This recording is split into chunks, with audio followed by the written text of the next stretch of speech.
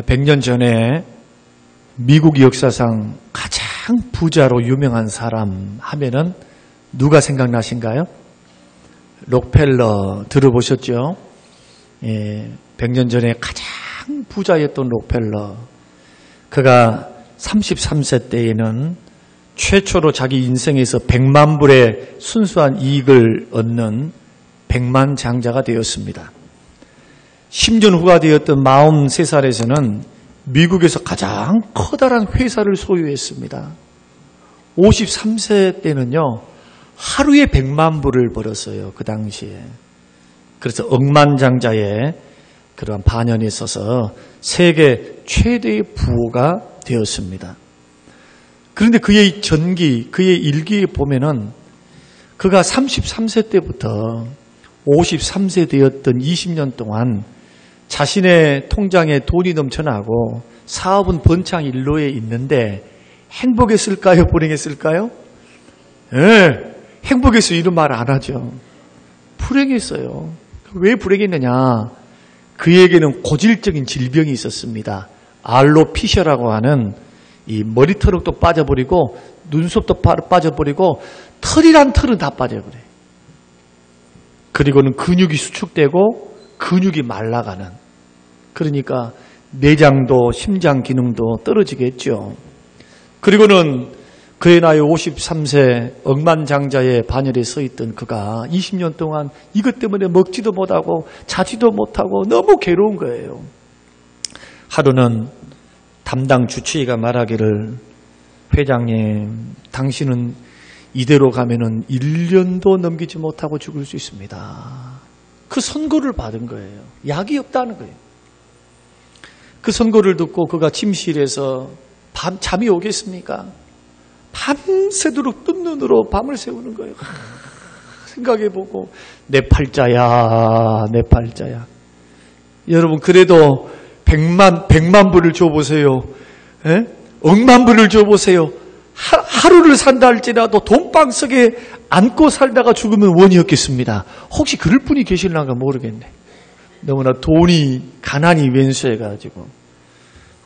근데 록펠러는 순간 낙심이 되고 절망이 되어서 드는 생각이 뭐냐? 도대체 돈이 무슨 소용인가?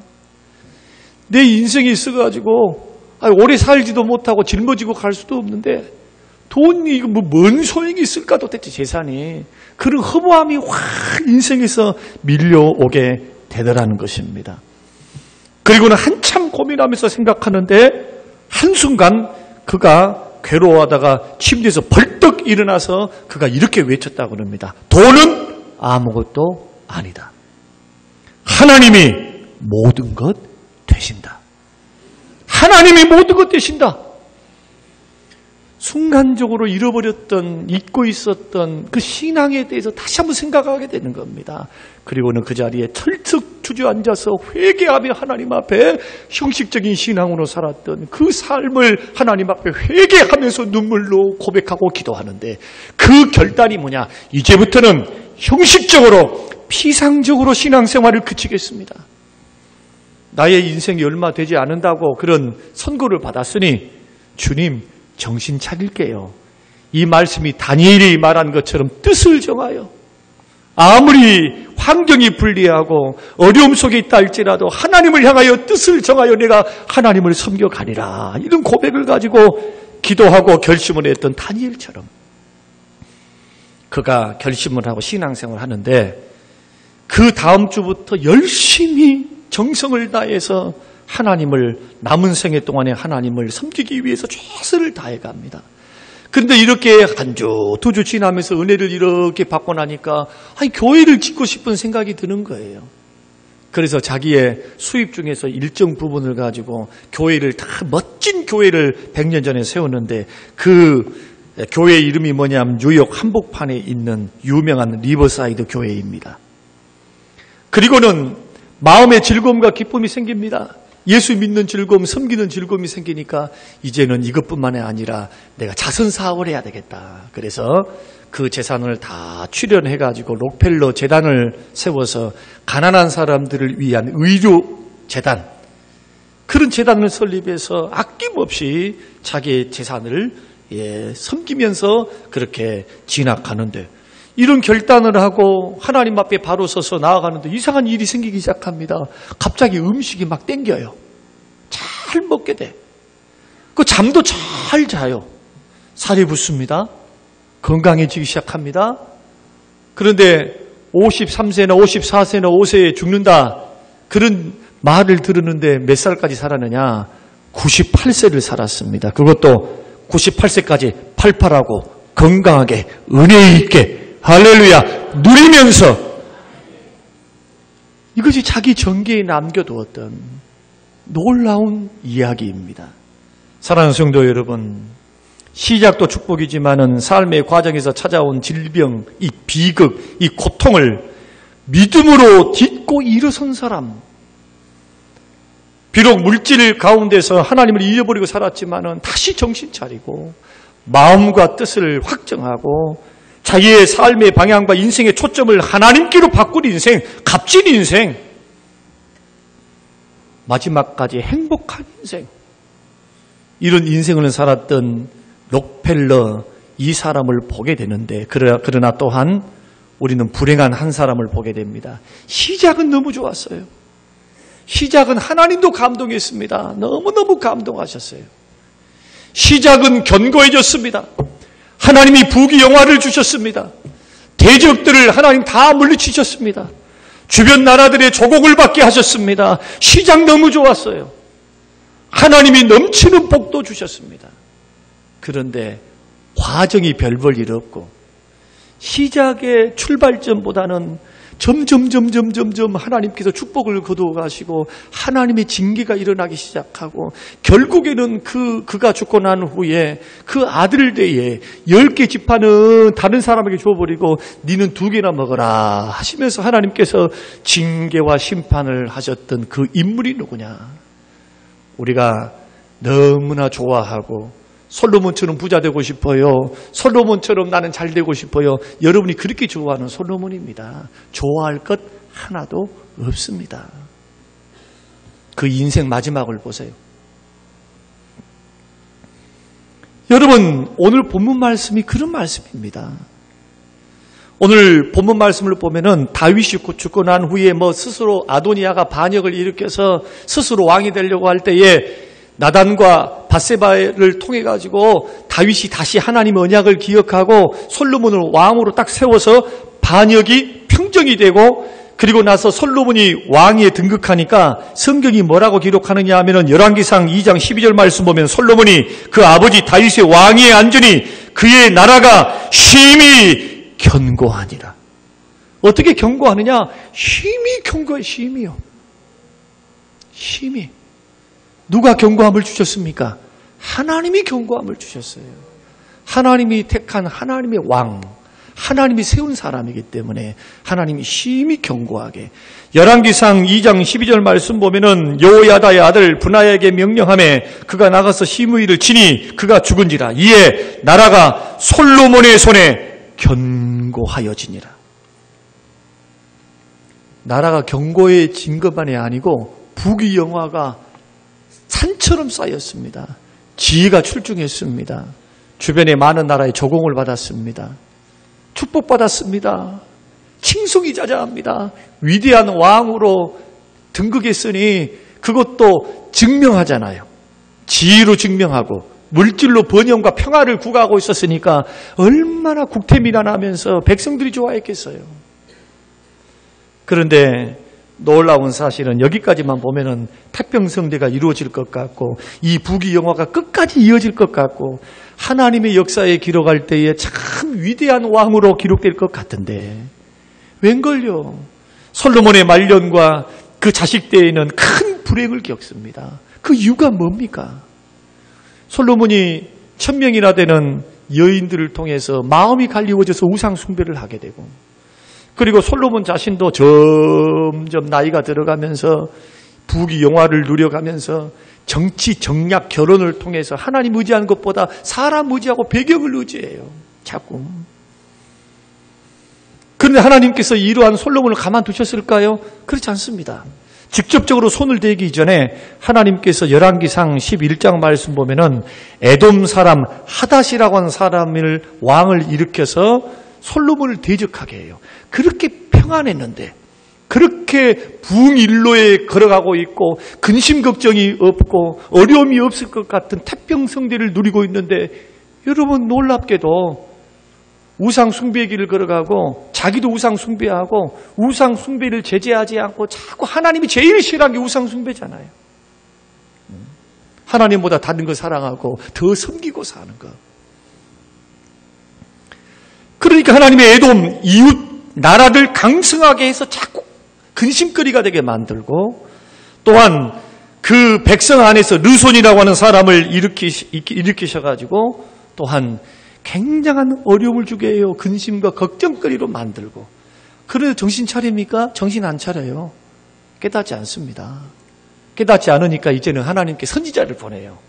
아히야라고 하는 선지자를 보내가지고 뭐라고 예언을 하느냐. 왕이시여, 당신이 우상 숭배하고 하나님을 버리고 하나님 말씀을 버렸으니 하나님께서 당신의 아비 다윗을 생각해서 당신 당대에는 솔로몬 당신에게는 하나님께 징계 안 하신다고 하시네요.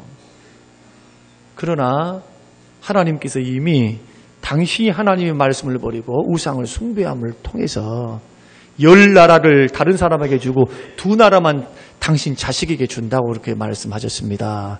그러면 정신 차려야 될 거 아니에요. 더 회개한다든지 하나님 앞에 엎드려 기도한다든지 양당 간에 이런 것들이 있어야 되는데 성경은 거기에 대해 침묵하고 있죠. 우리는 이런 솔로몬의 인생을 보면서 이 솔로몬의 불행과 실패가 그러면 언제 시작됐을까? 이게 궁금하잖아요. 도대체 솔로몬이 왜 이렇게 시작은 좋았는데 과정이 형편없고 말년은 그렇게 끝은 형편없이 이렇게 인생을 걸어갈 수밖에 없었을까? 언제서부터 불행의 씨앗이 시작됐을까? 언제부터 이러한 하나님을 스스로 반역했겠습니까? 자기가 생각이라도 했겠습니까? 도대체 언제 불행의 시작, 하나님을 점점 멀리하는, 하나님의 뜻과 반하는, 사람을 의지하고 나라들을 의지하고 정치의 힘을 믿는, 자기 아비의 길을 걸어가지 않는 그 불행의 출발점이 뭘까? 놀랍게도 우리는 열왕기상 1장과 2장, 3장, 11장의 말씀 보면요, 그 시점이 언제냐? 성공과 번영을 구가할 때예요. 나라가 태평성대하고요, 대적들이 없고 축복이 임하고 부유함이 임하고 엄청난 부유함이 임하는데 놀라운 일들이 발생합니다. 축복에 익숙해지고 은혜에 익숙해지고 부유함에 익숙해져가지고 마음속에서 점점 하나님의 말씀, 자기 아버지가 오늘 본문 읽었습니다만 2장 1절에서 4절 말씀에서 유언하셨어요. 유언 주신 그 말씀을 잊어버려요. 언제? 성공하고 있을 때, 하나님이 물질의 축복 주시고 대적들을 막아주고 있었을 때에, 그때부터 점점 마음속에서부터 하나님은 2순위, 하나님은 3순위, 자기의 관심에서 하나님과 하나님 뜻이 점점 서서히 밀려가고 있었다. 이걸 어떻게 할 수 있느냐? 오늘 신명기 여러분 집에 돌아가셔서 17장의 말씀을 보면은 이미 율법에서 말씀하셨습니다. 이스라엘이 필요해서 왕을 세우려고 할 때는 반드시 4가지를 하라. 그 4가지의 첫 번째가 뭐냐? 많은 여인을 두지 마라. 마음이 2갈래로 나눠져서 하나님을 떠나게 된다. 여자들 때문에. 어떤 여자? 이방 여자. 하나님 섬기지 않는. 그래서 성경에서는 불신 결혼하지 말라는 이유는 그 불신 여인이, 불신 남편이, 남자가 거룩하지 않기 때문이 아니고 그것을 통해서 하나님을 향한 마음이 갈리어지게 만들어버려요. 점점. 하나님을 떠나게 만드는 원인 제공, 불신 결혼. 많은 여인 두지 말아라. 그 치마폭에서 하나님을 떠나게 된다. 이것이 첫 번째예요. 두 번째는 병마를 많이 두지 마라. 그 말은 뭐냐 하면은 하나님의 능력보다도, 하나님보다도 힘과 권력과 정치적인 능력, 이것을 의지하지 말라는 거예요. 세 번째는 뭐냐? 세 번째는 하나님 말씀을 가까이 두어서 그 말씀을 주야로 묵상하고 그 말씀을 읽어라. 그리하면 이 말씀을 통해서 여호와를 경외하는 방법을 배우고 그 말씀대로 지켜 행하라. 그래하면은 두 가지를 하지 않게 된다. 첫째는 뭐냐? 교만해지지 않는다. 하나님 말씀에 집중하고 있으면 신명기 17장 말씀입니다. 하나님 말씀에 집중하고 있으면 교만하지 않는다. 하나님을 경외하는 걸 배우게 된다. 또 한 가지는 뭐냐? 이 말씀을 통해서 나 여호와가 너에게 내 길을 형통하고 평탄하게 축복하리라. 그러니까 왕으로서의 이 규례를 잊어버리고 산 겁니다. 그러니까 이 성공가도를 달리고 있었던 솔로몬이 놓치고 있었던 것, 그러면은 이것을 결론을 이야기를 한다면 솔로몬은 뭘 놓치고 있었을까요? 나라가 쪼개지고 하나님의 축복이 사라지고 대적이 일어나고 이 모든 것들이 누구 때문입니까? 누구 때문에? 바로 자기 자신 때문이에요. 솔로몬이 놓치고 있었던 한 가지, 하나님이 주신 축복에 익숙하고 하나님이 주신 은혜를 은혜로 여기지 않고 이것을 까마득히 잊어버리는 거예요. 여러분, 믿음의 길을 걸어갈 때 기억하셔야 됩니다. 자꾸 남 탓하시는 분들이 있어요.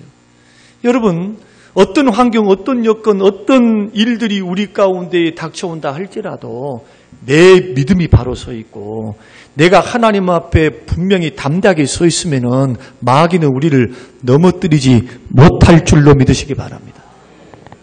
시험에 드는 원인을 자꾸 남에게 찾지 말라잖아요. 시험이 들지 않도록 깨어 기도하라 했으면 기도 못하고 기도 부족한 나 탓해야지. 마귀는 아무나 넘어뜨린 줄 아세요? 강한 사람에게는 넘어뜨릴 수가 없어요. 믿음이 강하기 때문에 유혹하고 기회를 보고 있지. 그러나 내가 허술하게 내 마음속에서 허술하게 믿음이 약해져 있고 하나님 말씀, 그 말씀이 내 속에 충만히 있으면 어떻게 마귀가 넘을 봐요? 넘볼 수가 없지요. 그러나 이거 허술한 그때에 마귀의 역사, 사단의 역사는 강력하게 일어난 줄로 깨달으시기를 바랍니다. 그래서 보세요. 이것을 한마디로 정리하면 이런 겁니다. 왜 불행했을까? 불행의 길을 계속해서 하나님 회개의 기회를 주는데도 죄악의 깊은 잠과 세상이 주는 쾌락과 즐거움, 이 즐거움에 도취되어서 하나님을 망각하고 하나님께 헌신하지 않고 하나님 뜻에 헌신하지 않는 인생을 걸어가며 불행을 자초했을까? 그것은 한마디로 말씀드리면 하나님을 향한 마음의 상태, 내가 하나님을 향하여 어떤 마음의 상태를 지금 가지고 있는가, 이것을 관리하지 못한 것, 이것을 너무 쉽게 여겨버린 거예요. 사랑하는 성도 여러분, 신앙생활에서 자만은 금물입니다. 여러분 믿습니까? 나는 안 그럴 거야. 우리 자식들은 안 그럴 거야. 설마? 아니겠지. 설마가 사람을 잡아요. 솔로몬에게 불행을 가져다 준 장본인은 바로 자기 자신입니다. 자신과 자신의 꿈을 위해서는 엄격했어요. 나라 부강하기 위해서 정략 결혼을 했습니다. 이집트의 공주도 데려오고 암몬의 공주도 데려오고 다 이방 결혼했어요. 이방 결혼. 유력한 사람들 이방 결혼. 또 자기 눈에 이쁜 사람들 다 안으로 얻었습니다. 몇 명입니까? 1000명입니다. 1000명.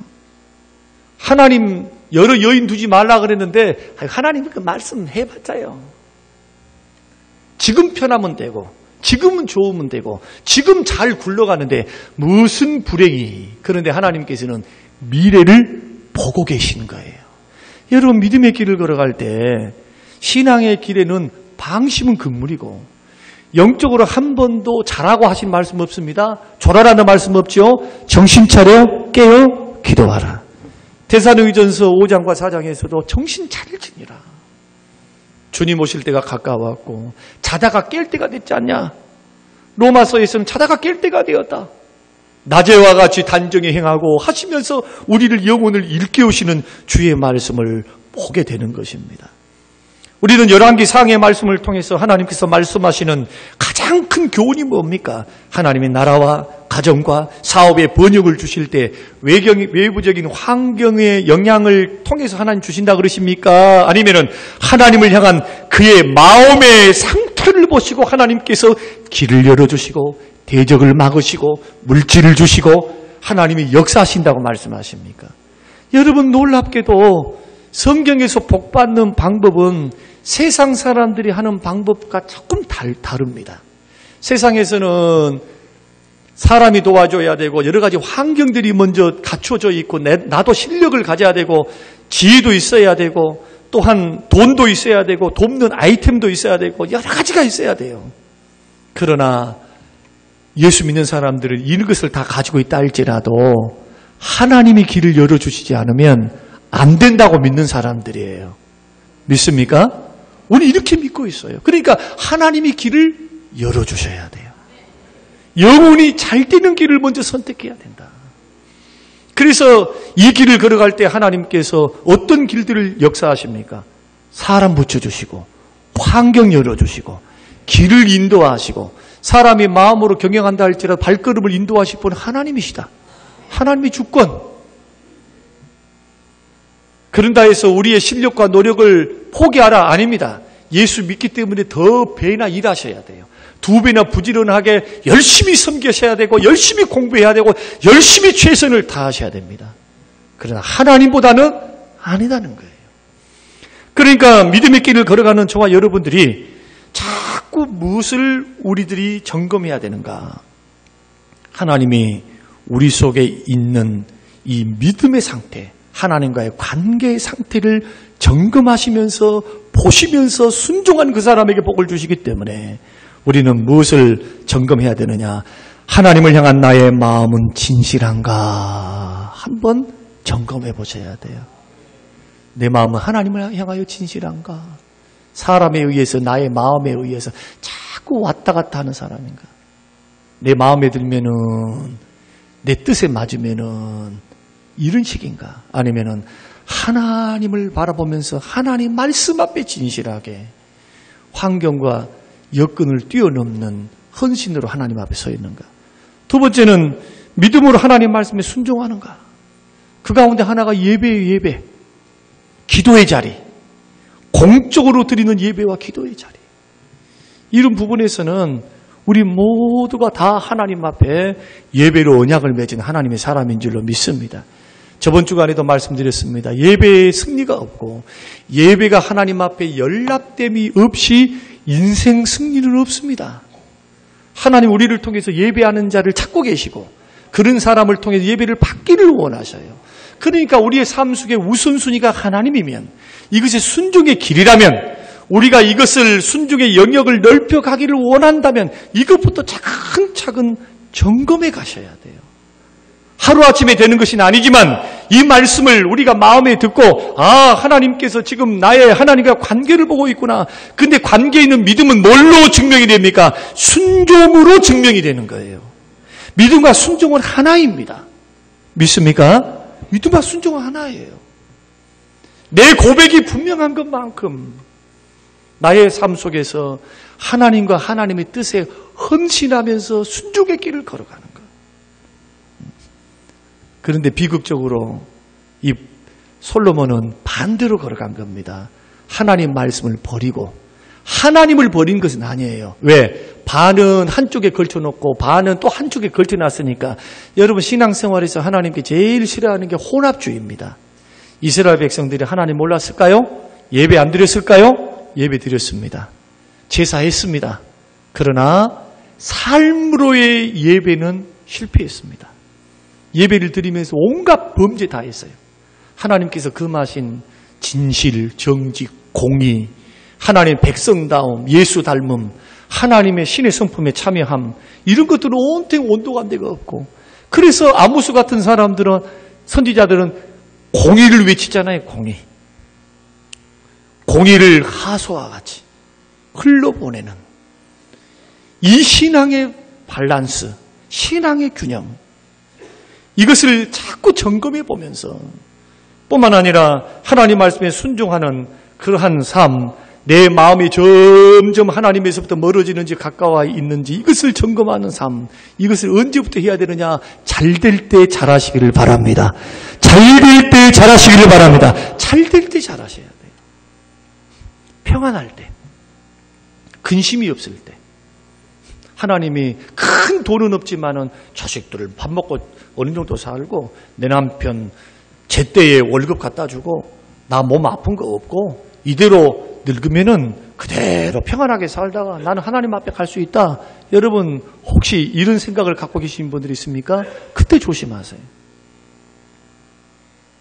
그때 마음을 점검하시라는 거예요. 내 마음속에 하나님의 말씀을 가볍게 여기는가? 내 마음속에 하나님의 사랑은 어느 정도 차 있는가? 그래서 성경은 계속 말합니다. 하나님을 가까이 함이 나에게 복이라고. 교회를 가까이 하시기 바랍니다. 하나님을 가까이 하시기 바랍니다. 여러분, 그게 복이에요. 그게 복. 그래서 열왕기상을 통해서 오늘 본문을 통해서 솔로몬의 말년의 불행은 실패는 누구 탓할 수가 없습니다. 바로 그 왕국을 가장 위태롭게 한 사람이 자기 자신이었기 때문에.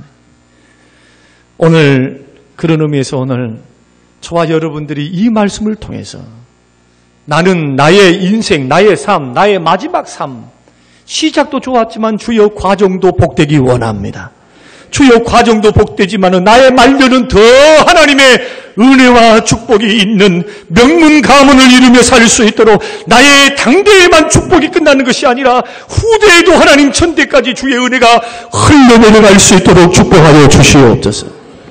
여러분 이런 열망과 소원이 일어나시길 바랍니다. 그러기 위해서 오늘 본문의 말씀을 통해서 세 가지를 점검하자는 겁니다. 다윗이 솔로몬에게 주었던 유언의 말씀. 첫째가 뭐냐? 힘써 대장부가 되시기를 축원합니다. 따라서 합니다. 힘써 대장부가 되라. 힘써서 대장부가 되라.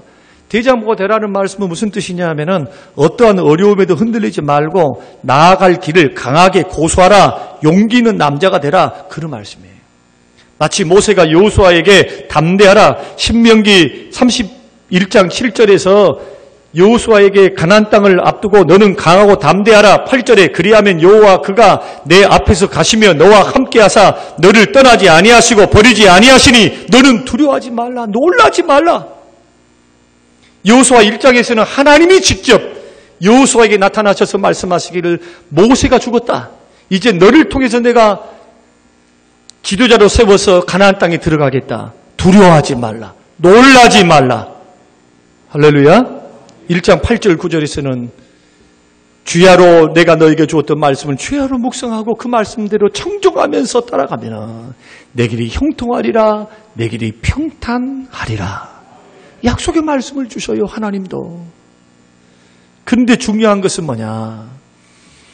여기서 말하는 힘써서 어떤 어려움이 있어도 흔들리지 말고 너의 갈 길, 네가 가야 될 길 목표점을 분명히 했다면 그것을 강하게 고수하면서 그 길을 걸어가라 라고 하시는 이 말씀의 핵심이 뭐냐? 너 지금 유약하니까, 너 힘이 없으니까 좀 수염도 좀 기르고 근력 운동하고 팔뚝도 좀 나고 가슴도 나와서 우락부락한 이러한 근육질로 나가서 전쟁터 나가 싸울 때 강하고 대장같이 싸워라. 이런 말씀일까요? 이런 말씀이 아니다는 것을 3절을 보면 알게 됩니다. 3절 말씀을 한번 읽어보겠습니다. 자, 3절에 시작. 내 하나님 여호와의 명령을 지켜 그 길로 행하여 그 법률과 계명과 율례와 증거를 모세의 율법에 기록된 대로 지키라. 그래야만 내가 무엇을 하든지 어디로 가든지 형통할지라. 이 말씀 무슨 뜻입니까? 대장부가 되되 뭐의 대장부가 되라는 거예요? 환경이 아무리 너에게 불리하게 돌아가고 아무리 강대국이 옆에 놓여있다 할지라도 그들과 야합하거나 하나님의 뜻이 아닌 것에 순종하면서 넘어지지 말고 너에게 그들이 도움을 줄 수 있는 환경이다 할지라도 하나님이 말씀이 그것이 아니다라고 했을 때는 말씀을 붙들고 대장부와 같이 힘써서 그 자리를 고수하라. 하나님 백 믿고 하나님의 능력 믿고 그러니까 아무리 힘들고 어렵다 할지라도 이것은 반대로 적용도 가능합니다. 다 다 나를 죽이려고 달려들고 사면초가에 있다 할지라도 흔들리지 말아라. 대장부와 같이 너의 갈 길 정했지 않냐? 하나님 뜻대로 살겠다고. 하나님만 바라보고 살겠다고. 하나님의 은혜만 구하며 살겠다고. 하나님 은혜를 누리며 살겠다고. 사람의 은혜 구하지 않고 세상의 은혜 구하지 않고 하나님의 은혜를 구하며 살겠습니다. 이 고백을 하고 믿음으로 우리가 걸어간다면 그 길에서 환경과 여건과 사람이 하나님의 눈을 가리우고 나의 눈을 가리우고 그런 어려움이 있다 할지라도 거기에서 꿋꿋이 서서 버티면서 흔들리지 말면서 말씀을 순종하는 길, 하나님 편에 서 있는 길, 주의 뜻을 행하는 그 길에 강하게 고수하라. 그런 의미에서 신앙은 보수적이 돼야 돼요. 하나님 말씀 앞에 서 있어야 돼요. 믿습니까? 우리는 이런 부름 앞에 오늘 본문이 주시는 말씀이 이겁니다. 그래서 믿음의 길을 걸어가는 하나님의 사람들이 해야 될 것, 강하고 담대하시기를 주의 이름으로 축원합니다. 주님이 배후에 계시고 우리와 함께 하시기 때문에 강하고 담대하라. 강하고 담대하라. 목회의 길을 이렇게 걸어가다 보면 여러 가지 일을 보게 됩니다. 최근에도 여러 가지를 경험하고 보면서 많은 생각에 잠기게 돼요. 어떨 때는 실망하고 어떨 때는 밤샘 밤을 못 자고 어떨 때는 이 조그만 숫자도 얼마 되지도 않지만은 이 문제가 끊임없이 일어나요. 큰 문제는 아니지만은 저에게는 그게 큰 문제인 거예요. 질병의 문제, 갈등의 문제, 시험의 문제. 그렇게 말씀을 듣고 은혜 생활을 하면서도 보세요. 찾아오는 시험들이 없는 게 아닙니다. 마귀가 얼마나 똑똑한지 나보다 더 부지런하게 목회를 합니다. 졸지도 않고 주무시지도 않고 지옥 보내려고 목회를 그렇게 하고 있는데 사람인 나는 피곤하면 잠을 자야 돼요. 그러니 보세요. 하나님이 도와주시지 않고 주님이 은혜 주시지 않으면 어떻게 목회를 하고 주님을 바라봄이 없이 어떻게 승리할 수 있겠어요? 믿음의 길을 걸어가는 저와 여러분의 힘은 뭐냐? 하나님이 나와 함께 하시는 겁니다. 하나님이 나와 함께 하시는 것. 이것이 우리의 능력이에요. 이것이. 하나님이 나의 손을 놔버리면 우리는 아무것도 아니다. 그러므로 우리가 늘 물어야 될 것은 또한 무엇이냐? 나와 하나님이 함께 하시기 위해서 생각해야 될 것은 두 번째로 하나님과 하나님 말씀에 순종하는가를 점검하라. 3절이 그 말씀이에요. 그래서 늘 축복은 순종과 연관이 되어 있으니까 믿음의 길을 걸어갈 때 점검하십시오. 자꾸 생각하고 점검하셔야 돼요. 하나님 말씀이 선포되었습니다. 하나님 말씀을 읽었습니다. 하나님 말씀을 깨달았습니다. 그러면 뭘 점검해야 되느냐? 이것이 주의 뜻이 분명한가? 성경을 떠들러보고 하나님 말씀을 귀담아 듣고 그 말씀이 확인되었으면 삶을 조정하고 마음을 조정하셔야 돼요. 누구의 뜻으로? 하나님의 뜻에. 하나님과 하나님의 뜻에 조정되어 있어야 됩니다. 그리고 삶 속에서 그걸 나타내야 돼요. 한꺼번에 우리는 순종의 길 걸어갈 수는 없어요. 그러나 한 걸음씩 정복해 가시기를 바랍니다. 할 수 있는 것부터 시작해서 주여 날마다 한꺼번에 한다 그러면은 지금 두 손 들고 다 교회 떠날 거예요. 아이고 어떻게 순종하면서 하는가. 근데 걱정하지 마세요.